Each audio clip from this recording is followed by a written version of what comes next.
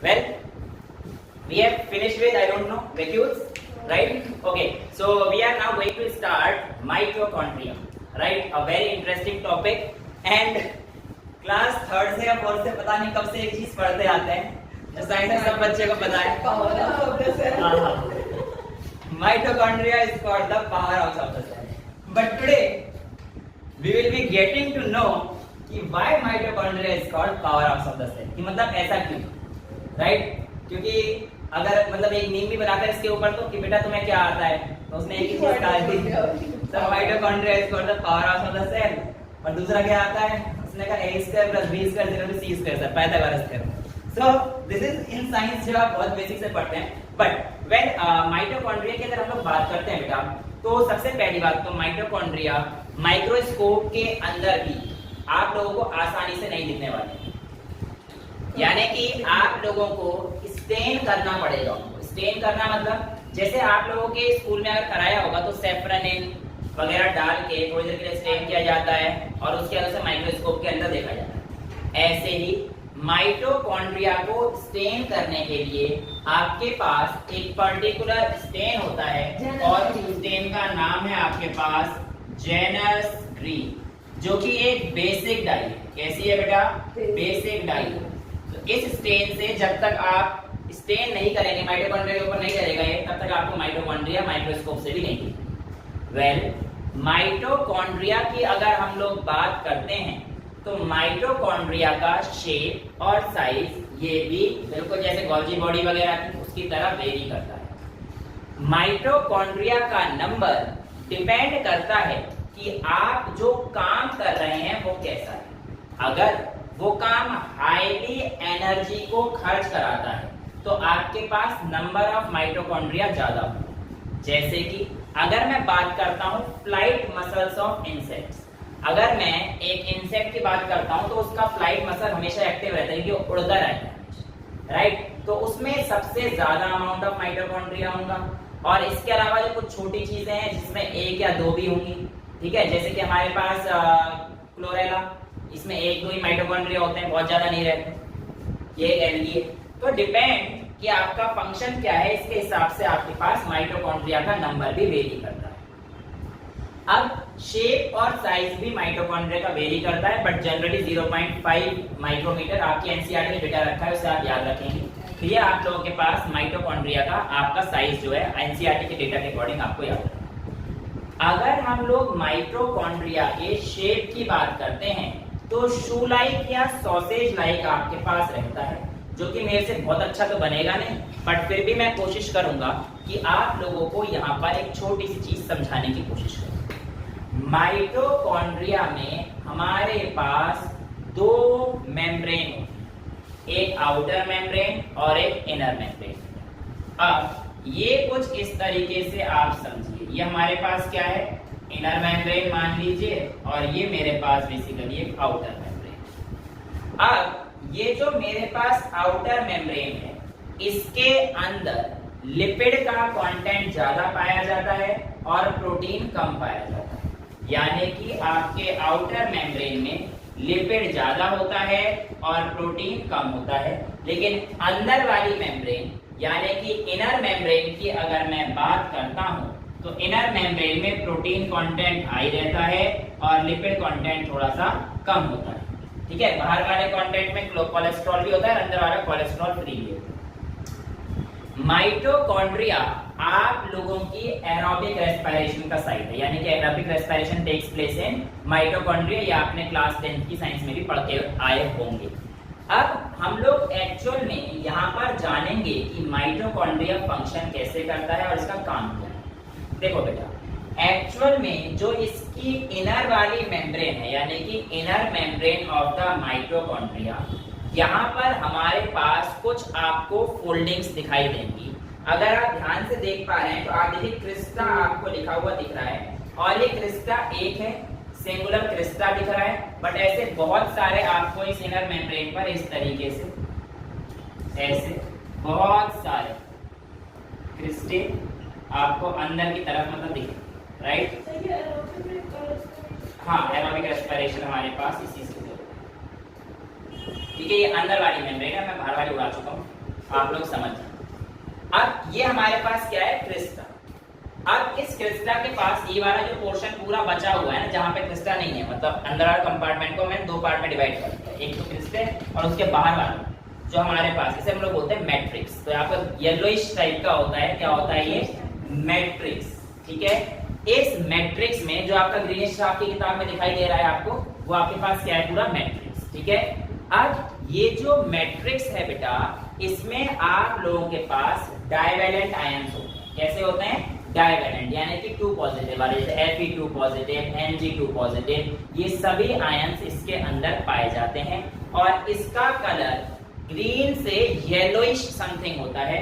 और वो किस वजह से होता है, क्योंकि इसके अंदर एक जो कंपोनेंट पाया जाता है राइबोफ्लेविन, राइबोफ्लेविन पाए जाने की वजह से इसका रंग कुछ इस तरीके का आता है। अब जो हमारे पास माइटोकॉन्ड्रिया की मैट्रिक्स है, अगर मैं इसकी बात करता हूं तो ये हमारे पास साफ साफ दिखाई दे रहा है कि क्रिस्टे के बराबर में है। अब जो हमारा क्रिस्टे है वो कहां से आया था बेटा, इनर मेम्ब्रेन से आया था। क्योंकि अगर आप देख पा रहे हो तो आउटर मेम्ब्रेन तो आपके पास बेसिकली ये आउटर मेम्ब्रेन है, ऊपर वाला देखो आपकी एनसीईआरटी में दिखा रखा है, ऊपर वाला आउटर मेम्ब्रेन, और नीचे जो आपका इनर मेम्ब्रेन है, इससे हमारे पास क्रिस्टे अराइज हो रहे हैं। दिख रहा है ना आपको डायग्राम, मेरा डायग्राम अच्छा नहीं है, एनसीईआरटी देखते रहना। ठीक है, अब ये जो आउटर मेम्ब्रेन है, इसमें और इनर मेम्ब्रेन के बीच में ऐसे आपको यहाँ पर दिखाई देगा कुछ इस तरीके से, ये आउटर मेम्ब्रेन है और ये इनर मेम्ब्रेन है कि नहीं। ये वाला जो गैप है ना बेटा, इसे हम लोग कहते हैं आउटर कंपार्टमेंट। क्या बोलते हैं, आउटर कंपार्टमेंट। तो आपकी एनसीईआरटी में आपको जो दिखा रखा है, आपका क्या है, आउटर कंपार्टमेंट या पेरी माइटोकॉन्ड्रियल स्पेस भी बोल देते हैं। यानी कि इनर और आउटर के बीच में जो गैप है, इसे लोग क्या बोलते हैं, पेरी माइटोकॉन्ड्रियल स्पेस। ठीक है, अब देखिए एक्चुअल में होता क्या है कि आपके पास माइटोकॉन्ड्रिया को बोला जाता है power house of the cell. ये कैसे होता है, आइए समझते हैं। माइटोकॉन्ड्रिया के जो इनर वाला क्रिस्टी पोर्शन होता है, अगर मैं इस पे बात करता हूं तो यहां पर कुछ पार्टिकल्स पाए जाते हैं जिनको हम लोग बोलते हैं बेटा ऑक्सीजोम्स। क्या बोलते हैं, ऑक्सीजोम्स, या फिर आप लोग इनको F0 F1 पार्टिकल्स के नाम से भी जानते हैं। अब ये इनर वाले सरफेस पे कुछ इस तरीके से ऐसे अरेंज है, अभी देखेंगे हम लोग। ठीक है, ये मतलब इस पे एम्बेडेड है, क्रिस्टा पे क्या रहते हैं हमारे पास, ऑक्सीजोम्स है, जिनको हम लोग क्या बोलेंगे, F0 F1 पार्टिकल्स।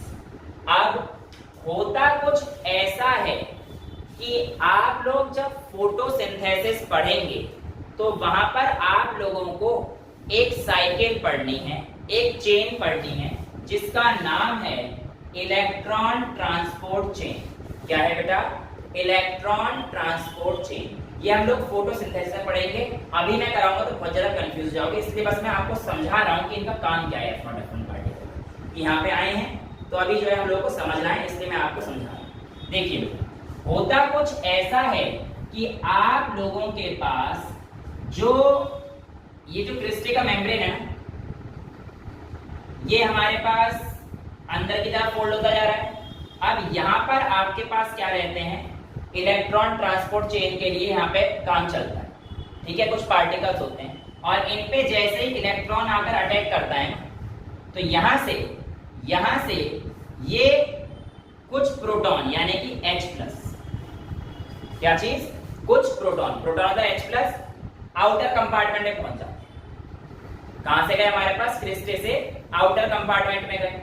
अब इस आउटर कंपार्टमेंट में देखो, मैंने बताया था ना आपको, ये आपका ये और ये आउटर कंपार्टमेंट है, और ये इनर वाले से हमारे पास बेसिकली क्या जा रहे हैं, ऐसे क्रिस्टे बहुत सारे जा रहे हैं।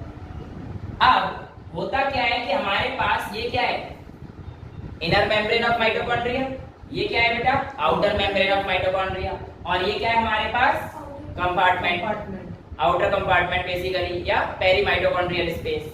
अब होता क्या है कि जब आपके पास यहां से यानी कि क्रिस्टी से जंप करके कहां पहुंच गए, आउटर कंपार्टमेंट में पहुंच गए, हमारे पास क्या, प्रोटॉन। जब इलेक्ट्रॉन ट्रांसपोर्ट सिस्टम होगा तो हमारे पास प्रोटॉन यहां पर पहुंचे। ठीक है, अब जो प्रोटॉन हमारे पास यहाँ पर पहुंच गए हैं, ये एक्चुअल में यहाँ पर इनकी कंसंट्रेशन हो जाती है हाई। अब खुद सोचो ना, H प्लस जाए जा रहा है, जाए जा रहा है, जाए जा रहा है, तो बेसिकली एक टाइम तो ऐसा आएगा ना जहां पर H प्लस की कंसंट्रेशन आउटर कंपार्टमेंट में ज्यादा हो जाएगी। जब H प्लस की कंपार्टमेंट H प्लस की कंसंट्रेशन ज्यादा हो जाएगी तो H प्लस क्या चाहेगा, हायर कंसंट्रेशन से लोअर कंसंट्रेशन में आना। और बेसिकली ये इलेक्ट्रॉन के मूवमेंट की वजह से आए हैं, तो इनमें एनर्जी भरपूर मात्रा में होती है, इन प्रोटॉन के अंदर एनर्जी भरपूर मात्रा में। तो ये जो प्रोटॉन है ये यहाँ पर आना चाहते हैं, और यहाँ पे क्या है, पूरा मैट्रिक्स, यहाँ पे तो मैट्रिक्स है ग्रीन से कलर का, लेकिन इसके और इसके बीच में एक दीवार है इनर मेम्ब्रेन। माइटोकॉन्ड्रिया के इनर मेम्ब्रेन की दीवार आपको साफ साफ दिखाई दे रही है। यानी कि आउटर कंपार्टमेंट से अगर मैट्रिक्स में आना चाहेगा तो उसे क्या पार करनी पड़ेगी, इनर मेम्ब्रेन। लेकिन यहाँ पर दिक्कत आ जाती है। दिक्कत क्या है कि इनर मेम्ब्रेन आपके H प्लस के लिए इम्परमिएबल होता है, यानी कि वो अलाउ नहीं करता कि तू मेरे अंदर से चला जा। कि आपको पता है कि हमारे पास कैसी रहती है, सेमी परमिएबल रहती है, सिलेक्टिवली परमिएबल रहती है। तो सिलेक्टिवली परमिएबल रहने की वजह से H प्लस आयंस को भी अलाउ नहीं करती। लेकिन मैंने आपको बताया कि इसकी इनर मेम्ब्रेन पर कुछ पार्टिकल्स होते हैं जिनको हम लोग ऑक्सीजोन्स कहते हैं। अब बेटा ये H प्लस आयंस इन्हीं ऑक्सीजोन्स की मदद से मैट्रिक्स तक पहुंचते हैं। कैसे, आइए देखिए। ये H प्लस पार्टिकल यहाँ पर एक ऑक्सीजोन है। इस ऑक्सीजोन का मैं स्ट्रक्चर आपको बड़ा करके दिखाता हूँ। ऑक्सीजोन के सबसे जो बेस वाला रीजन होता है बेटा, उसको हम लोग बोलते हैं F0, जो कि कुछ इस तरीके का होता है। आपका H प्लस आयन यहाँ पर आएगा, आपका H प्लस आयन यहाँ पर आएगा, F0 पार्टिकल के अंदर जाएगा, और यहाँ पर एक छोटा सा स्टॉप होता है जिसको हम लोग बोलते हैं F5 F6 पार्टिकल। और ये हमारे पास क्या है, बेस, जो कि हमारे पास क्या है, F0 या F0 भी आप बोल सकते हो, डिपेंडिंग जो आपको बोले। अब ये F5 और F6 से कनेक्ट होता है F1, जिसको हम लोग बोलते हैं हेड। इस हेड के अंदर एक एंजाइम होता है जिसका नाम है ATPase। क्या नाम है बेटा, ATPase। अब होता क्या है कि आप लोगों के पास यहां से ये वाला जो बॉडी थी कहां अटैक करेगी, पहले F0 पर। ये बेसिकली कहां पर है, इनर मेम्ब्रेन से और मैट्रिक्स तक पहुंच रहा है चीजें। समझ पा रहे हो, मैंने इसको बड़ा कर दिया है, मैग्नीफाई कर दिया, यहाँ पे खोल दिया है मैंने इसको। तो इनर मेम्ब्रेन से मैट्रिक्स तक पहुंचने के लिए उसको ये पार करना पड़ेगा, और हेड वाला जो जोन है हमारे पास पूरे मैट्रिक्स में भरा हुआ है, एम्बेडेड हो जाता है, मैट्रिक्स में जाता है। अब जब आपके पास प्रोटॉन F0 में आता है तो वो F5 F6 से ट्रेवल करते हुए हेड पोजीशन पर पहुंच जाता है। हेड में आपके पास ADP रहता है। क्या रहता है, ADP। ADP क्या होता है बेटा, एडिनोसिन डाइफॉस्फेट। इसकी एनर्जी को, किसकी, H प्लस की एनर्जी को, मैंने अभी बताया कि इसके अंदर एनर्जी रहता है, जब इलेक्ट्रॉन इसे पुश करता है तो एनर्जी के साथ आता है यहाँ पर। इसकी एनर्जी को इस्तेमाल करते हुए ये ATPase ADP के अंदर, यहाँ पे ADP तो था, इस ADP में इनऑर्गेनिक फॉस्फेट ला देता है, एक फॉस्फेट और ला देता है। तो पहले कितने फॉस्फेट थे हमारे पास, DP, 2 एडिनोसिन डाइफॉस्फेट थे। जब इस H प्लस की एनर्जी को इस्तेमाल करते हुए ये एक और इनऑर्गेनिक फॉस्फेट ले आएगा, तो 2 + 1 3 हो जाएंगे। तो ये एडिनोसिन डाइफॉस्फेट किसमें कन्वर्ट हो जाएगा बेटा, आपका एडिनोसिन ट्राइफॉस्फेट। और जब आपके पास इसके अंदर ATP आ जाएगा तो यही तो आपके पास energy currency of the cell होती है, याद रहे। इसी ATP की वजह से आप लोग जितने काम है, जैसे मैं बोल रहा हूं, या एनर्जी का जो भी चीज है, सारी चीज इसी ATP की वजह से कर पाते हैं। और ये ATP कहां पे हो रही है, माइटोकॉन्ड्रिया के अंदर, वो भी कहां पे, F1 पार्टिकल के अंदर। और क्योंकि ये एनर्जी का रिजर्वियर है, इसीलिए इसे हम लोग बोलते हैं energy currency of the cell. ATP are called energy currency क्योंकि जो आपको एनर्जी देनी है वो आपको कहां से मिलेगी, एटीपी से। लेकिन ये सब काम कहां पे हो रहा है, पावर कहां से मिल, माइटोकॉन्ड्रिया के अंदर से। तो इसलिए पावर आपको कहां से मिलेगी, माइटोकॉन्ड्रिया से। और माइटोकॉन्ड्रिया के अंदर क्या है, एटीपी, वो भी कहां पर, F1 पार्टिकल में।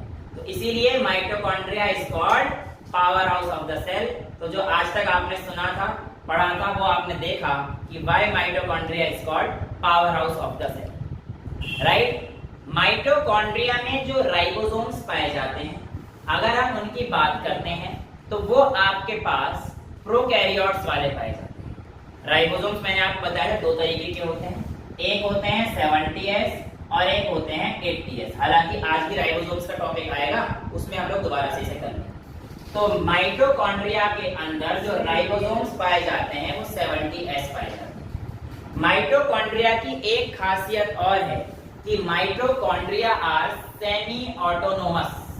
सेमी ऑटोनोमस का मतलब क्या है कि ये खुद ही रेप्लिकेट कर सकते हैं, यानी कि इनके अंदर बेटा डीएनए कंटेंट पाया जाता है। याद रखना, आपके पास दो तीन चीजें होती हैं जिसमें आपके पास डीएनए को बनाने की कैपेसिटी, यानी कि डीएनए को बनाना, उसको हम लोग रेप्लिकेशन में रखते हैं। आपके पास 3-4 स्टेप होते हैं, एक ट्रांसक्रिप्शन, एक ट्रांसलेशन और एक रेप्लिकेशन। तो डीएनए से डीएनए का आना, उसको हम लोग रेप्लिकेशन कहते हैं। माइटोकॉन्ड्रिया के अंदर उनका खुद का अपना डीएनए होता है जो कि डबल स्ट्रैंडेड होता है और सर्कुलर होता है। ये पूछा गया है कि माइटोकॉन्ड्रिया का डीएनए कैसा होता है, तो माइटोकॉन्ड्रिया है डबल स्ट्रैंडेड सर्कुलर डीएनए। तो ये इनके पास होता है, जिसकी वजह से ये रेप्लिकेशन भी कर सकते हैं, इसलिए इन्हें सेमी ऑटोनोमस ऑर्गेनेल्स भी बोला गया। ठीक है, अब यहाँ पर आप लोगों के पास माइटोकॉन्ड्रिया का इतनी चीजें हो गई हैं। राइबोसोम्स इनमें कैसा होता है, 70S। लेकिन अगर आपसे पूछ ले कि माइटोकॉन्ड्रिया मैमेलियन माइटोकॉन्ड्रिया का कितना S होता है, यानी कि जो हमारे मैमल्स होते हैं उनके अंदर जो माइटोकॉन्ड्रिया है उसकी अगर मैं बात करता हूं तो आपसे पूछा जाएगा कि कितने आपके पास जो है स्वेटबॉक्स यूनिट्स होती हैं। तो आप लोग कहेंगे sir mitochondria in mammalian RBC is of 55S, 38S और 28S से मिलकर बना होता है। इतना डिटेल में नहीं जाएंगे, बट तुमसे ये पूछ सकते हैं बस हाँ कि जो है मैमेलियन माइटोकॉन्ड्रिया में आपके पास कितनी यूनिट्स होती हैं, तो आपके पास 55 स्वेटबॉक्स यूनिट्स होती हैं। ठीक है, तो ये आप लोगों के पास बेसिकली कुछ इंफॉर्मेशन है जो आपको पता होनी चाहिए। ठीक है, इतना नोट कीजिए, फिर हम लोग अगले टॉपिक पे चलते हैं। नेक्स्ट टॉपिक जो आपके पास माइटोकॉन्ड्रिया के बाद रहने वाला है वो आपका क्या रहेगा बेटा, प्लास्टिड्स। प्लास्टिड्स की बात करते हैं तो plastids are found in all eukaryotic cells and some euglenoids. Right, euglena आप लोगों ने पढ़ा होगा, राइट। तो आप लोगों के पास जैसे प्लास्टिड्स हैं, बेसिकली ये 3 तरीके से हम लोग पढ़ने वाले हैं। पहला हमारे पास आएगा क्लोरोप्लास्ट, जिसको हम लोग बहुत डिटेल में पढ़ेंगे।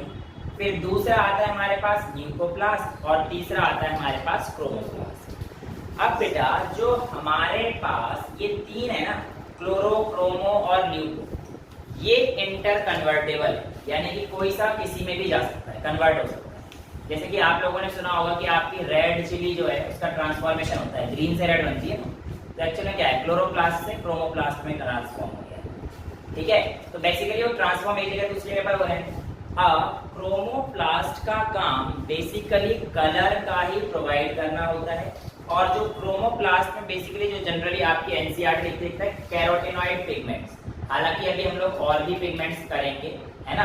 तो ये आपके कैरेट वगैरह में जो रेड कलर वगैरह आता है, सारी चीजें इसी से रहती हैं। इसके अलावा पहले हम लोग क्रोमोप्लास्ट और ल्यूकोप्लास्ट को समझते हैं और फिर क्लोरोप्लास्ट को बहुत डिटेल में। क्रोमोप्लास्ट में आप लोगों के पास जो कुछ आते हैं, मैं उसमें आपको बता देता हूँ कि सबसे पहले जो आपके पास ये रेड कलर लाइकोपिन जो आपका टोमेटो में होता है, वो भी एक क्रोमोप्लास्ट केस होता है। टोमेटो के अंदर क्या होता है, लाइकोपिन। मिर्ची के अंदर कैप्सेंथिन होता है, चिली में, रेड पेपर के अंदर ही पाया जाता है, रेड पेपर और चिली। ठीक है, इसमें आपके पास क्या होता है, कैप्सेन। एक चीज याद रखना बेटा, एक तो कैप्सेंथिन होता है, एक कैथेप्सिन होता है, कहीं कंफ्यूज हो जाओ। कैथेप्सिन इससे बिल्कुल अलग है, ये तो प्रोटीन हाइड्रोलाइजिंग एंजाइम, ठीक है ना, ये इसमें काम नहीं आता। ये तो बेसिकली जब हम लोग मेटामॉर्फोसिस पढ़ेंगे एनिमल किंगडम में, टेडपोल से जब हमारे पास फ्रॉग में एक स्टेज आते हैं, टेडपोल से लार्वा टेडपोल, वहां पे ये काम आता है, तो इसे बिल्कुल छोड़ देना। ये अलग है कैथेप्सिन। कैप्सेंथिन आपके रेड पेपर और चिली में पाया जाता है। लाइकोपिन आपके पास टोमेटो मिल गया। इसके अलावा आपके पास फ्यूकोजेंथिन, फ्यूकोजेंथिन आपके पास मिलता है। ये भी एक क्रोमोप्लास्ट का ही टाइप है, जो कि आपका कुछ ब्राउन कलर का पिगमेंट होता है और ये ब्राउन एल्गी में पाया जाता है। ठीक है, इसके अलावा फाइकोएरिथ्रिन,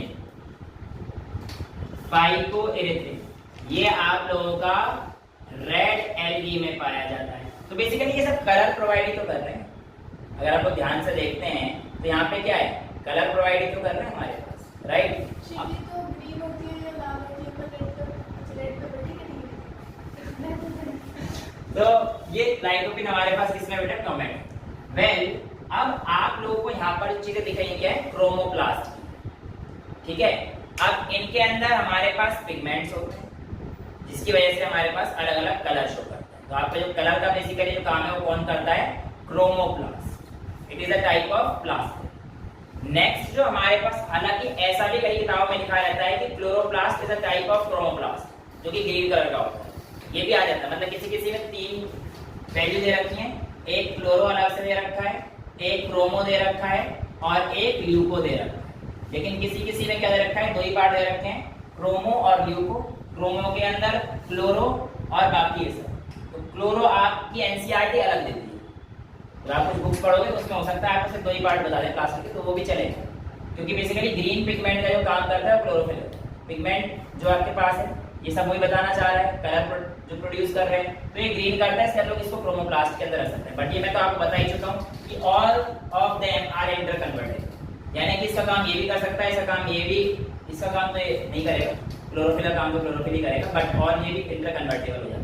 ये इसे बहुत आराम से इंटरकन्वर्टेबल होता है। अभी देखते हैं कि ल्यूकोप्लास्ट का काम क्या होता है और ल्यूकोप्लास्ट काम कैसे करता है। बेटा, जो आपके पास ल्यूकोप्लास्ट है, अगर मैं इसकी बात करता हूं तो ये ऐसे समझिए कि स्टोरेज का काम करता है, यानी कि किसी चीज को अगर आपको स्टोर करना है तो आपके पास कौन से सेल्स काम करने वाले हैं, ल्यूकोप्लास्ट। ल्यूकोप्लास्ट के जो आपके पास सेल्स हैं वो आपके बेसिकली 3 होते हैं। एक स्टोरेज बताओ ना, उनके टाइप के बेस पे अलग अलग चीज स्टोर करता है। तो सबसे पहले आपके पास ल्यूकोप्लास्ट में पहली बात तो कोई पिगमेंट नहीं होता है, इसलिए कलरलेस होता है। तो एक कलरलेस होता है क्योंकि इसमें कोई पिगमेंट है, ठीक है। अब based on the substance they store, they can be classified into 3 types. सबसे पहला जो आपके पास आता है बेटा, कौन कौन से आते हैं आपके पास, एल्यूरोप्लास्ट। प्रोटीन, ये क्या स्टोर करता है बेटा, आपका प्रोटीन स्टार्च करता है, प्रोटीन स्टोर करता है, सॉरी। इसके बाद आपके पास क्या आते हैं, इलियोप्लास्ट, कोई सा भी ले लो बेटा। इलियोप्लास्ट आपके पास ऑयल या फैट स्टोर करते हैं। और इसके बाद आपके पास लास्ट आते हैं एमाइलोप्लास्ट, जो कि आपका स्टार्च स्टोर करते हैं। तो depending on the substance they store, the leucoplast can be classified into aleuroplast if they store protein, elioplast if they store oil, and amyloplast if they store starch. अब यहाँ पर आप लोगों को एक चीज जो याद रखनी है वो ये है कि एक सब्जी कह लो या फिर एक मक्का आता है, मेज जिसे बोलते हैं, उसका जो दाना होता है वो कुछ इस तरीके का होता है, राइट। मक्के का एक दाना हमारे पास इस तरीके का होता है बेटा। इसके अंदर एल्यूरोप्लास्ट और एमाइलोप्लास्ट दोनों पाए जाते हैं। दरअसल जो आपके पास मेज की आउटर कवरिंग होती है, इसमें आप लोगों के पास यहाँ पर एक प्रोटीन की लेयर होती है, और ये अगर प्रोटीन की लेयर है तो यहाँ पे प्रोटीन स्टोर है, और अगर प्रोटीन स्टोर है तो इसमें कौन सा हमारे पास है, एडियोप्लास्ट। तो ये जो कॉर्नर वाला रहता है इसमें हमारे पास क्या रहता है, एडियोप्लास्ट। बात करते हैं सेंटर वाले की बेटा, तो जो हमारे पास सेंटर वाला यहाँ पर एक बड़ा सा स्पेस में रहता है, ये बेसिकली आपका स्टार्च स्टोर करता है। तो ये हमारे पास कौन सा आ जाएगा, एमाइलोप्लास्ट। तो ये आपके पास एक एग्जांपल होता है जिसके अंदर एमाइलोप्लास्ट और एडियोप्लास्ट दोनों ही पाए जाते हैं। आउटर वॉल पे क्योंकि प्रोटीन की होती है तो उसमें एडियोप्लास्ट होता है, और जो अंदर वाली वॉल होती है हमारे पास किसका होता है, स्टार्च का होता है, और इसीलिए उसमें क्या रहता है बेटा हमारे पास, एमाइलोप्लास्ट। ठीक है, यहाँ तक चीजें क्लियर हैं।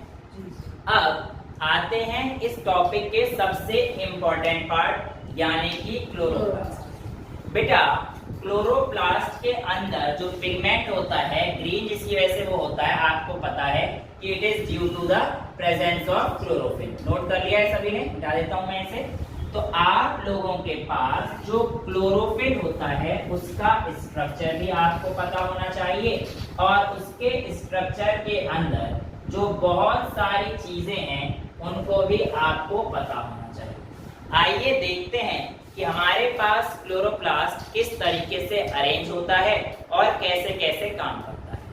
क्लोरोप्लास्ट की अगर मैं बात करता हूं तो बेटा ये भी हमारे पास डबल मेम्ब्रेन बाउंड ऑर्गेनेल होता है। ये मैंने आप लोगों को पहले बताया था कि हमारे पास जब हम लोग एंडो मेम्ब्रेनस सिस्टम की बात करते हैं तो हम लोग तीन चीजों को तो एक साथ पढ़ते हैं, गोल्जी बॉडी, एंडोप्लाज्मिक रेटिकुलम और लाइसोसोम्स। हालांकि वैक्यूल भी हमने साथ पढ़े थे, लेकिन हम लोग माइटोकॉन्ड्रिया और प्लास्टिड को अलग इसलिए पढ़ते हैं क्योंकि इनका फंक्शन जो हमारे पास ऊपर के तीन अभी नाम लिए उनके साथ कोऑर्डिनेट नहीं करता है, इसलिए हमने इनको अलग पढ़ा है। और आज हमने माइटोकॉन्ड्रिया खत्म कर लिया है, और अगला जो हमारे पास है प्लास्टिड, उसका लास्ट टॉपिक पे हम लोग चल रहे हैं, इसका नाम है क्लोरोप्लास्ट। अब देखते हैं कि क्लोरोप्लास्ट कैसे काम करता है। देखो क्लोरोप्लास्ट के ऊपर भी दो मेम्ब्रेन होती है, एक आउटर मेम्ब्रेन और एक इनर मेम्ब्रेन। कहानी वही, आउटर मेम्ब्रेन प्रोटीन कंटेंट कम, लिपिड कंटेंट थोड़ा सा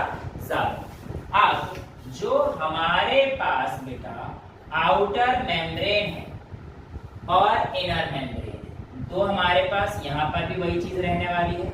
डायग्राम आप लोगों को पता है, बस समझाने लायक बना सकता हूँ, बहुत ज्यादा अच्छे डायग्राम मेरे हैं। अब यहाँ पर आप लोगों के पास आउटर मेम्ब्रेन अब भी प्रोटेक्टिव इन फंक्शन का रोल प्ले करेगा और थोड़ा ज्यादा परमिट करता है, but inner membrane comparatively less permeable होता है, ज्यादा सब्सटेंस को अलाउ नहीं करता। लेकिन यहाँ पर क्या होता है कि आप लोगों के पास अंदर की मेम्ब्रेन इन्वेजिनेट कर जाती है, अंदर की तरफ थोड़ा सा आ जाती है, और इससे एक स्ट्रक्चर राइज हो जाता है। ये यहाँ पर एक राइज, और ये जो स्ट्रक्चर है सिर्फ एक है, इसे हम लोग क्या बोलते हैं बेटा, थाइलेकॉइड। क्या बोलेंगे, थाइलेकॉइड।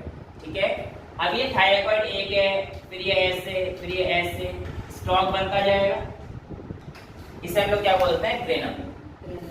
ठीक है, तो पहले क्या हुआ कि अंदर वाली मेम्ब्रेन थोड़ी सी इन्वेजिनेट हुई, और उससे क्या बन गया हमारे पास एक थाइलेकॉइड, और थाइलेकॉइड हमारे पास बेसिकली क्या बन गया, ग्रेनम में कन्वर्ट हो गया जब इसके ऊपर स्टॉक चलते हैं। जैसे आप ऐसा समझो कि एक कॉइन था, एक कॉइन तो हमारे पास क्या है, थाइलेकॉइड है, और जब मैं उस कॉइन के ऊपर बहुत सारे कॉइन रख दूंगा तो कुछ इस तरीके का स्ट्रक्चर आ जाएगा, तो वो हमारे पास किस में आ जाएगा, ग्रेनम में आ जाएगा। अब ग्रेनम एक सिंगल को तो ग्रेना बोलेंगे, अब ये बहुत सारे होंगे, जैसे यहाँ से भी आएगा, फिर यहाँ से भी आएगा, समझ पा रहे हो, यहाँ से भी आएगा, है ना, और भी जगह से आते जाएंगे। अब यहाँ पर ये वाला जो पोर्शन होता है ना बेटा, ये जो अंदर का पोर्शन है, जैसे वहां पे मैट्रिक्स हुआ करता था माइटोकॉन्ड्रिया में, यहाँ पर क्या आता है, स्ट्रोमा। क्या आता है बेटा, स्ट्रोमा। तो ये वाला जो पोर्शन है हमारे पास, इसको हम लोग क्या बोलते हैं, स्ट्रोमा। अब इस स्ट्रोमा के अंदर हमारे पास बहुत सारे एंजाइम्स भी पाए जाते हैं, और इसमें से दुनिया में सबसे ज्यादा अबंडेंट एंजाइम जो आपको मिलेगा वो कौन सा है? Rubisco, RUBISCO, rubisco. ठीक है, ये एंजाइम भी आप लोगों को क्लोरोप्लास्ट के अंदर उसके स्ट्रोमा में मिल जाता है। इसके अलावा यहाँ पर भी डाइवेलेंट एंजाइम्स, डाइवेलेंट आयंस की भरमार रहती है। इसका काम आप लोगों को जब हम लोग फोटोसिंथेसिस पढ़ेंगे तब और डिटेल में बताया जाएगा कि इसके अंदर जो डाइवेलेंट आयंस है वो क्या काम करते हैं। ठीक है, तो अभी आपको इतना याद रखना है कि stroma also contains the rubisco. अब आप लोगों के पास ये जो बेटा ग्रेना है ना, ये ग्रेना एक दूसरे से अटैच जो होते हैं वो किसकी मदद से होते हैं? ऐसे यहाँ से एक स्ट्रक्चर जा रहा है, इससे फिर एक ऐसी स्ट्रक्चर जाएगा, ऐसे एक और स्ट्रक्चर, तो आप देखोगे उन्हें हम लोग कहते हैं स्ट्रोमा लेमेले। ठीक है, तो ये एक दूसरे से कनेक्शन होता है वो किसकी मदद से होता है? आपका स्ट्रोमा लेमेले की मदद से होता है। तो क्लोरोप्लास्ट का एक इंटरनल स्ट्रक्चर अगर मैं यहाँ पे देख पा रहा हूँ तो outer membrane, inner membrane imaginatory thylakoid को दिया, थाइलेकोइड से हमारे पास ग्रेना बन गया, अंदर स्ट्रोमा थाई हमारे पास, और उसमें जो कनेक्शंस हुए एक दूसरे से ग्रेना में वो हमारे पास क्या बन गए? स्ट्रोमा लेमेले बन चुके हैं। अब जो हमारे पास स्ट्रोमा लेमेले बने हैं ये कनेक्ट कर रहे हैं एक दूसरे, लेकिन सारा मुद्दा तो ये था कि हमारा क्लोरोफिल कहाँ है? भैया क्लोरोप्लास्ट पढ़ रहे हैं और क्लोरोफिल अब तक पता नहीं चला था। एक्चुअल में ये जो थाइलेकोइड है बेटा, अभी इसको और थोड़ा जूम करना पड़ेगा अगर आपको क्लोरोप्लास्ट देखना है, सॉरी क्लोरोफिल देखना है। एक्चुअल में अब मैं एक थाइलेकोइड को जूम करने जा रहा हूँ, इसको मैंने निकाल लिया और माइक्रोस्कोप यहाँ पे लगा दिया, तो ये देखो बेटा आपको जूम होता हुआ दिख गया, राइट। अब इस थाइलेकोइड को जब मैंने जूम किया तो एक्चुअल में हमारे पास ऐसे देखा गया कि थाइलेकोइड की भी दो मेम्ब्रेन, ऐसे ये किसकी थी? थाइलेकोइड की भी हमारे पास दो मेम्ब्रेन, एक मेम्ब्रेन ऐसे और दूसरा थाइलेकोइड कुछ ऐसे जुड़े हुए। ठीक है, समझ पा रहे हो बेटा? ये मैंने थाइलेकोइड को बढ़ा करके यहाँ पे दिखा दिया। हाँ, ये दो थाइलेकोइड है ना। अब यहाँ पर क्या हो रहा है कि ये वाला जो अंदर का पोर्शन है ये तो आपके पास ल्यूमेन होता है, लेकिन यहाँ पर क्लोरोफिल नहीं होता है। जो आप लोगों के पास मेम्ब्रेन ऑफ थाइलेकोइड यानी कि आउटर मेम्ब्रेन ऑफ थाइलेकोइड, यहाँ पर आपको ऐसे छोटे छोटे क्लोरोफिल मिलते हैं। अब डिपेंडिंग ऑन द स्ट्रक्चर अगर मैं बात करता हूं तो क्लोरोप्लास्ट भी दो तरीके के होते हैं, एक ग्रेनल और एक होते हैं ए ग्रेनल क्लोरोप्लास्ट। ठीक है, क्लोरोप्लास्ट के दो टाइप, एक ग्रेनल टाइप और एक ए ग्रेनल टाइप। अब इनमें अंतर क्या होता है? जो ग्रेनल टाइप के होते हैं बेटा उनमें आपके पास स्ट्रोमा, ग्रेनम और स्ट्रोमा लेमेले, स्ट्रोमा, ग्रेनम और स्ट्रोमा लेमेले तीनों चीजें होंगी। और ये हमारे पास बेटा जब हम लोग लीफ का पूरा स्ट्रक्चर पढ़ेंगे ना, रेस्पिरेशन फोटोसिंथेसिस वाले में, वहां पे हम दो टाइप के सेल्स ही पढ़ेंगे, एक मेसोफिल सेल्स और एक बंडल शीथ सेल्स। ठीक है, तो ये जो स्ट्रोमा, ग्रेनम और स्ट्रोमा लेमेले, जब ये तीनों चीज पाए जाते हैं इसको हम लोग बोलते हैं ग्रेनल टाइप ऑफ क्लोरोप्लास्ट। ठीक है, और ये आपके पास मिलता है मेसोफिल सेल्स। अभी के लिए आई एम सॉरी बट आपको एग्जांपल याद करना पड़ेगा। मेसोफिल सेल्स ऑफ दोनों प्लांट में C3 C4 प्लांट्स। अभी टाइप्स ऑफ प्लांट कौन सी वेवलेंथ एब्जॉर्ब करते हैं, क्या करते हैं, इन सब के बेस पे हमारे पास आते हैं टाइप्स ऑफ प्लांट, वो हम लोग डिटेल में जब चैप्टर करेंगे तब आराम से करेंगे, राइट।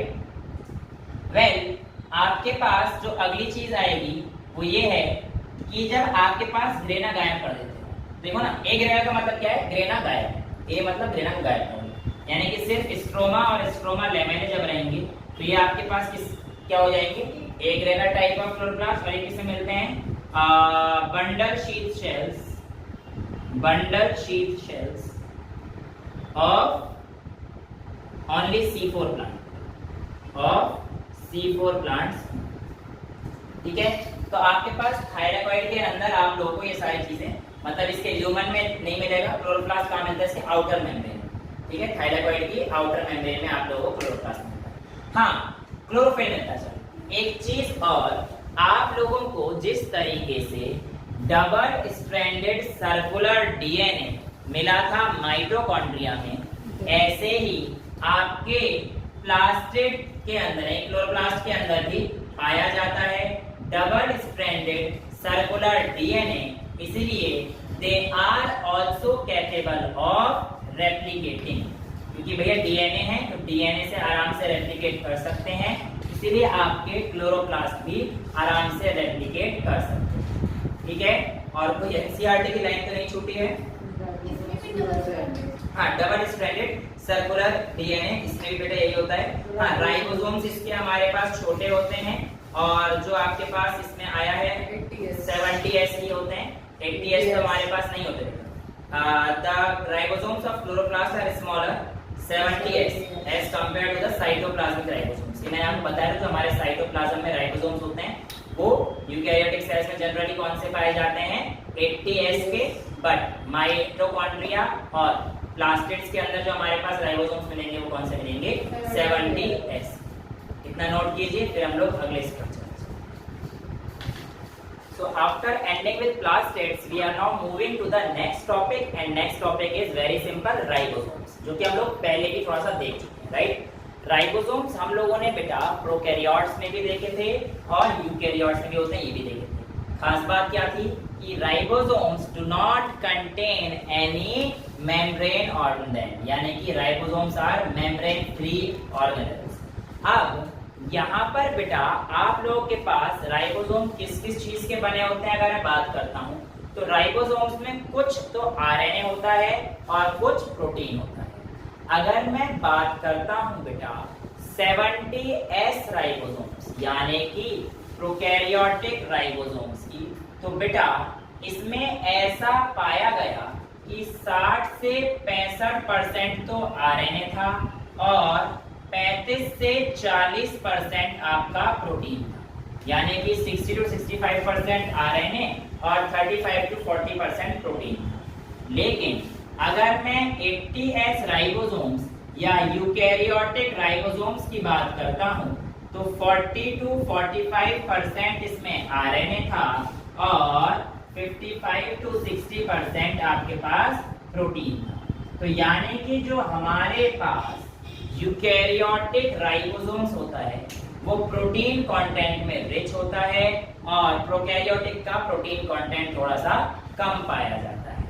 अगर मैं आगे बात करता हूं यहाँ पर, तो आप लोगों के सामने ये S पहले भी हम लोग इसकी बात कर चुके हैं। ये स्वेडबर्ग्स यूनिट्स होती हैं और जो साइंटिस्ट थे जिन्होंने ये डिस्कवर किया था उनको इज्जत देने के लिए हम लोग इस S का इस्तेमाल करते हैं। हालांकि इन राइबोसोम्स को सबसे पहले जॉर्ज पैलेट ने देखा था और 1953 में देखा था, और उन्हीं को रेस्पेक्ट देने के लिए इन राइबोसोम्स को हम लोग पैलेट पार्टिकल्स भी बोलते हैं बेटा।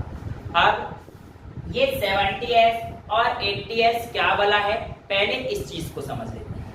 देखो बेटा, एक्चुअल में हमारे पास राइबोसोम की दो सब यूनिट होती है, एक लार्जर सब यूनिट और एक होती है हमारे पास स्मॉलर सब यूनिट। ये हमारे पास क्या हो गई, राइबोसोम्स की मान के चल लेते हैं लार्जर सब यूनिट, और ये हमारे पास क्या हो गई, स्मॉलर सब यूनिट। अब होता क्या है कि ये दोनों हमारे पास जब इकट्ठे जुड़ेंगे, मान के चलता हूं मैं प्रोकैरियोट्स की बात कर रहा हूँ, ये हमारे पास किसमें, प्रोकैरियोट्स में, और ये हमारे पास किसमें बेटा, यूकैरियोट्स में। तो अगर मैं प्रोकैरियोट्स की बात करूंगा तो इसमें जो मेरे पास 50S वाले हैं, तो 70S में कैसे बनता है, 50S प्लस 30S। पहली बात तो ये मैं सोच रहा हूं इनको जोड़ रहे हैं। अब आज तुम्हें समझ में आ जाएगा कि ये क्यों 70S है और क्या है बेसिकली, राइट? और जो यहाँ पे हमारे पास है ये क्या है, 60S और ये 40S। तो ये हम लोगों को पता होना चाहिए कि ये बेसिकली 80 होता क्या है कैसे। देखिए, अगर मैं S की बात करता हूँ तो यहाँ पर हमारे पास स्वेडबर्ग्स यूनिट आती है। बेसिकली ये है किसकी यूनिट, अगर हमें ये पता पड़ जाए तो हम लोग इस चीजों को कभी नहीं भूलेंगे। ये बेसिकली सेडिमेंटेशन कोफिशिएंट की यूनिट है, यानी कि किस रेट पर आपके ये जो फ्रेगमेंट्स हैं, सब यूनिट्स हैं, ये सेडिमेंट हो रहे हैं नीचे आराम से किस रेट पे बैठ रहे हैं उसका रेट बताता है आपका एस। यानी कि हमसे कहना चाह रहा है जब ये अलग अलग तो जो बड़ा वाला था वो 50s के साथ नीचे सेडिमेंट हो रहा था, बैठ रहा था, और ये छोटा वाला जो था ये हमारे पास 30s के साथ नीचे बैठ रहा था, यानी कि इनका सेडिमेंटेशन रेट ये हो गया। लेकिन ये दोनों जब एक साथ आए यानी कि 50s और 30s जब एक साथ आए तो ये जो सेडिमेंट हुए ना नीचे बेटा, इसलिए कितने उस पे हुए 70s के रेट पे सेडिमेंट हुए थे। तो ये नहीं पता था कि 50 + 30 मिलके 80 बन गया, नहीं। मैंने क्या बोला था उस टाइम पे पहले समझा था कि कुछ एनर्जी लॉस होती है, किसकी होती है, सेडिमेंटेशन, ठीक है। तो यहाँ पर क्या होता है कि 50s और 30s जो पहले सेडिमेंट अलग अलग हो रहे थे अब एक साथ क्या हो जाते हैं वो 70s में सेडिमेंट हो जाते हैं। तो ये सेडिमेंटेशन का मतलब ये होता है और इसलिए वो कम हो जाता है। सेम केस वहां पर अलग अलग करेंगे तो 60 और 40 का केस आएगा, लेकिन जब वो हमारे पास यहाँ पर जुड़ जाएगा 60 वाला और 40 वाला, दोनों एक साथ किस रेट पे सेडिमेंट होंगे 80s, ठीक है। तो this is how 70s and 80s comes. ये 70s और 80s का मतलब क्या होता है ये आई होप आपको समझ में आ जाना चाहिए। अब जो हमारे पास बेटा स्मॉलर सब यूनिट होती है राइबोसोम्स की, इसमें ऐसा क्या होता है कि ये आके जुड़ जाता है या कैसे जुड़ते हैं।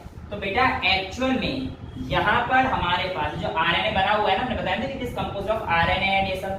तो बेटा स्मॉलर सब यूनिट के पास आप लोग देखेंगे आपके एनसीईआरटी ने ऐसे करके ऐसा पॉइंट बना रखा है स्मॉलर, नीचे वाले को देखिए स्मॉलर सब यूनिट में। तो ये वाला जो पोर्शन है ना ये एक्चुअल में क्या है mRNA बाइंडिंग साइट, यानी कि यहाँ पर आकर क्या करेगा ये आरएनए 3 टाइप के होते हैं। जब आप जेनेटिक्स पढ़ेंगे क्लास 12 में तब आपको और डिटेल में समझाएंगे, बिल्कुल टेंशन ना लीजिए। 3 टाइप के mRNA, rRNA और tRNA। तो अभी यहाँ पे क्या होता है mRNA बाइंडिंग साइट, यानी कि मैसेंजर आरएनए आके बाइंड करता है और इसकी वजह से ये इससे अटैच हो जाता है, यानी कि बड़े वाले के साथ अटैच हो जाता है। इस पे क्या होता है mRNA बाइंडिंग साइट, किस पे होती है स्मॉलर सब यूनिट, बड़े वाले में नहीं होती। बड़े वाले में हमारे पास 3 साइट होते हैं जिसे हम लोग कहते हैं EPA साइट। अब इन सब का काम ट्रांसलेशन में रहने वाला है जो हम लोग आगे क्लास में करेंगे, ठीक है। तो बस इसमें EPA साइट होती है, ये कैसे काम करता है that we will be dealing in the 12th class. बस अभी तो आपको ये पता होना चाहिए ये दोनों अटैच क्यों होते हैं, क्योंकि छोटे वाले के पास mRNA बाइंडिंग साइट्स होते हैं और इससे ये जुड़ जाता है बस। पर ये जुड़ता किस वजह से है, तो बेटा इसके लिए एक डाइवेलेंट आयन रिस्पॉन्सिबल होता है जिसका नाम है मैग्नीशियम। क्या होता है बेटा मैग्नीशियम। देखिए मैग्नीशियम आयन से ये जुड़ता तो है पर मैग्नीशियम आयन की कंसंट्रेशन कितनी होनी चाहिए ये चीज बहुत इंपॉर्टेंट रोल प्ले करती है। मैग्नीशियम आयन की कंसंट्रेशन 0.001 मोलर अगर रहती है तो बेटा आपके पास ये दोनों यूनिट जुड़ जाती है। लेकिन अगर इससे कम हो गई तो आपके पास ये क्या हो जाएंगे डिसोसिएट हो जाएंगे। असेंबल थी पहले, असेंबल कब होती है आपके पास जब ये 0.001 मोलर रहता है। अगर इससे कम हुई तो क्या हो जाएगा ये डिसोसिएट हो जाएगी, और अगर इससे ज्यादा हो गया तो क्या हो जाएगा बहुत सारे ऐसे राइबोसोम्स एक दूसरे से जुड़ जाएंगे। और आपको बताया ये सब किस पे जुड़ेंगे आरएनए के उस पे, तो ऐसे mRNA का एक स्ट्रैंड आ जाएगा। और उसके बाद मैंने आपको पहले भी चीज कराई थी कि जब बहुत सारे आरएनए एक दूसरे पे अटैच होंगे इसे कहते हैं पॉलीसोम, ठीक है, या पॉलीराइबोसोम्स, ठीक है। ये कंडीशन हमारे पास पहले भी हम लोग डिस्कस कर चुके हैं जब मैंने आपको ribosomes in case of prokaryotes कराया था, ठीक है। तो ये आप लोगों के पास यूनिट्स और इसका 60s 40s किस तरीके से काम करता है, 80s क्या आते हैं, ना काम क्या होता है, मेन काम क्या है राइबोसोम्स का ये हम लोग देख चुके हैं, प्रोटीन की सिंथेसिस में होता है, और दूसरा इनके ऊपर कोई भी मेम्ब्रेन बाउंड स्ट्रक्चर नहीं होता है। दैट्स ऑल रिगार्डिंग राइबोसोम्स, इसको नोट कीजिए, फिर हम लोग अगले टॉपिक पर चलते हैं। मैग्नीशियम वाला बेटा जब आपके पास ये लार्जर सब यूनिट और बड़ी वाली सब यूनिट आपस में एक दूसरे को असेंबल होना है तो उसके लिए मैग्नीशियम आयन का होना जरूरी है, वो भी इस कंसंट्रेशन। अगर इस कंसंट्रेशन में रहेगा तो लार्जर और स्मॉलर सब यूनिट मिलकर एक कॉम्प्लेक्स बना देंगे, लेकिन अगर इससे कम रहा तो ये डिसोसिएट हो जाएंगे, और अगर इससे ज्यादा रहा तो ये फर्दर एसोसिएट होंगे, वो भी अलग अलग, जो कि अगर एक mRNA पे अगर ऐसे एसोसिएट हो जाती हैं तो उसे हम लोग पॉलीसोम। मैग्नीशियम अभी मैंने आपको इतने सारे बताया कि उनके साइटोप्लाज्म में, मैट्रिक्स में और क्रिस्टी में सब में डाइवेलेंट आयंस थे, वहां पे डाइवेलेंट आयन कौन से थे? मैग्नीशियम थे, तो मैग्नीशियम तो हमारे पास अवेलेबल है बेटा। राइबोसोम तो हमारे पास जो बैठे हुए हैं साइटोप्लाज्म में तो बैठे हुए हैं, वहां पे तो हमारे पास डाइवेलेंट आयंस थे ना काफी सारे, तो उन्हीं डाइवेलेंट आयंस में से एक ना एक आके मदद करेगा। Next topic is cytoskeleton. बेटा साइटोस्केलेटन मैंने आपको जब एनिमल सेल कराया था उस टाइम भी बताया था कि कुछ प्रोटीन के हमारे पास लेयर होते हैं और ये दो टाइप के होते हैं, माइक्रोट्यूब्यूल्स एंड माइक्रोफिलामेंट, याद है। और साइटोस्केलेटन का हमारे पास मेजर काम क्या था? टू प्रोवाइड स्ट्रेंथ, सपोर्ट, है ना। और बेसिकली आप लोगों के पास ये मजबूत रखने के लिए हमारे पास साइटोस्केलेटन एक फ्रेमवर्क की तरह काम करता था। अब साइटोस्केलेटन मैंने आपको वहां पर भी दो स्ट्रक्चर बताए थे, एक तो मैंने आपको बताया था माइक्रोट्यूब्यूल और दूसरा मैंने आपको बताया था बेटा माइक्रोफिलामेंट। अब ये जो हमारे पास माइक्रोट्यूब्यूल होता है ये हमारे पास हॉलो हुआ करता था, यानी कि माइक्रोट्यूब्यूल्स आर हॉलो, लेकिन ये solid rod like structure, solid rod like structure. Actual में माइक्रोट्यूब्यूल में हमारे पास कुछ प्रोटीन्स होते हैं जिन्हें हम लोग अल्फा बीटा प्रोटीन बोलते हैं। क्या बोलते हैं? Alpha beta protein. जो हमारे पास माइक्रोट्यूब्यूल है उसको आप ऐसे समझिए कि आपके जो अल्फा बीटा प्रोटीन है उनका अरेंजमेंट किस तरीके से है ये देखना है। तो एक्चुअल में एक लाइन रहेगी ऐसे, सारी अल्फा अल्फा अल्फा प्रोटीन, फिर इसके बाद जो लाइन आएगी किसकी आएगी बेटा? बीटा की आएगी, सिमिलरली फिर अल्फा की आएगी। तो ऐसे आपके पास एक के बाद एक आएंगे, ठीक है। और अब यहाँ पर क्या है, एक लाइन ऐसे मैं काट दूंगा ऐसे, तो मेरे पास एक अल्फा फिर बीटा एक अल्फा ऐसे स्ट्रक्चर आ रहा है। तो बेसिकली इसको आप 3D देखेंगे, अगर आप 3D देखेंगे ना तो ये जो माइक्रोट्यूब्यूल होता है वो कुछ इस तरीके से दिखेगा कि आपके पास है सर्कुलर पोर्शन, राइट, और इसके ऊपर ये इसकी आउटर लेयर। Good evening. इसमें बेटा हमारे पास अगला जो टॉपिक है इसमें क्या है, यहाँ पर ये जो लेयर है, ये जो लेयर है इसमें हमारे पास क्या है, ऐसे ऐसे माइक्रो फिलामेंट जो हमारे पास बेसिकली ये माइक्रोट्यूब्यूल के जो फिलामेंट है अल्फा बीटा अल्फा जो टाइप के होंगे ऐसे आपको मिलने वाले हैं। तो ऐसे कितने मिलेंगे? 1 2 3 4 5 6 7 8 9 10 11 12 13, टोटल कितने मिलेंगे? 13 ऐसे स्ट्रक्चर मिलेंगे। कि देखो अल्फा बीटा ये एक हो गया, तो एक गया, मतलब इसके पीछे देखो ये 3D फिगर है, इसके पीछे ऐसे लंबी चेन चली जा रही है, ये अल्फा है तो इसके नीचे बीटा होगा। मैं इधर से देखता हूँ, देखो मेरे को दिख रहा है, समझ पा रहे हो? इसके पीछे वो चेन चली जा रही है, फिर तुम्हारी तरफ ऐसे आ रही है, ठीक है। तो हमारे पास ये आ गया, फिर ये 2 3 4 5 6 7 8 9 10 ऐसे 13 है, और ये 13 इस तरीके से अरेंज है, ठीक है। अब ये जो हमारे पास अरेंजमेंट होता है इसमें आपके पास प्रोटीन भी पूछा जाता है, इसमें प्रोटीन कौन सा है? तो बेटा इसका जो प्रोटीन आता है माइक्रोट्यूब्यूल का वो हमारे पास कौन सा प्रोटीन काम आता है? Tubulin protein. और अगर मैं इसकी बात करता हूँ माइक्रोफिलामेंट के, सॉलिड होता है, रॉड लाइक होता है, इसका स्ट्रक्चर एक लेयर में ही होता है, सिंगल लेयर अरेंजमेंट में होता है। इसमें जो हमारे पास पहला वाला अरेंजमेंट मतलब सारे जो है हमारे पास कैसे रहते हैं? ग्लोब्यूलर प्रोटीन रहते हैं, और मैंने आपको बता रखा है कि ग्लोब्यूलर प्रोटीन मतलब स्फेरिकल प्रोटीन। तो ये हमारे पास ग्लोब्यूलर प्रोटीन है एक सिंगल वाला।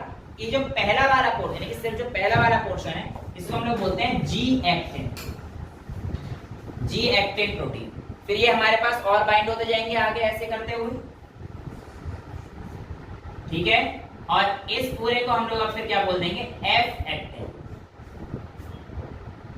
ठीक है। तो माइक्रोफिलामेंट के अंदर एक्टिन, इसके अलावा दूसरा जो प्रोटीन यूज आता है वो आता है मायोसिन, मायोसिन। तो इस तरीके से आपके पास माइक्रोट्यूब्यूल का जो हमारे पास है पूछा जाता है। हाँ, अगर इसका डायमीटर वगैरह पूछ लें तो बेटा पूरा 250 माइक्रोमीटर, 250 एंगस्ट्रॉम, जिसमें से ये 150 का होता है सेंटर वाला पोर्शन, और ये वाला पोर्शन ईच, ये 50 और ये वाला 50, ठीक है।